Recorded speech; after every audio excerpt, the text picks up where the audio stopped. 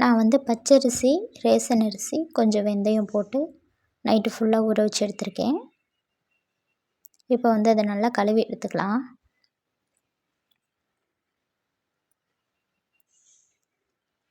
நான் ரேசன் அரிசியும் சேர்த்துருக்கனால நல்லா கழுவுறேன்.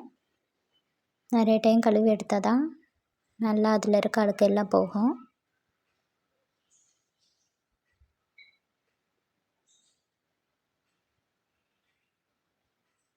நல்லா கழுவி எடுத்துட்டேன். பாருங்கள் அரிசி எவ்வளோ வெள்ளையாக இருக்குன்னு.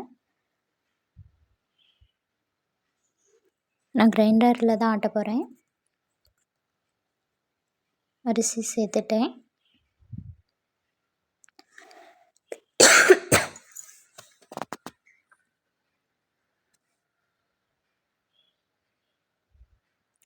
மாவு அரைச்சி எடுத்தாச்சு. உளுந்து தனியாக ஊற வச்சுருக்கேன், அதையும் நல்லா கழுவி எடுத்துக்கிறேன்.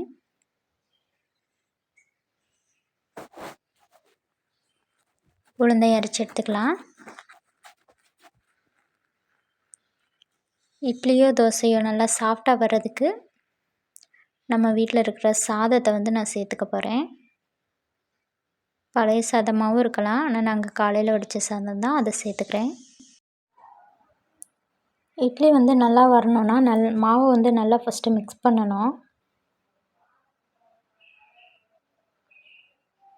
மாவு நல்லா கலக்கி எடுத்துக்கலாம்.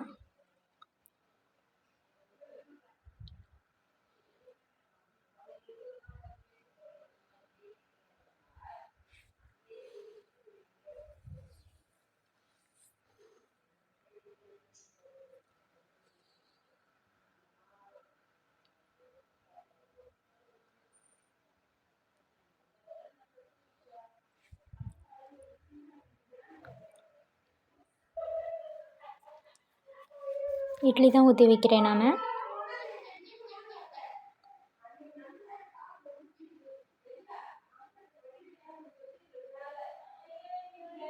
இட்லி வந்துருச்சு.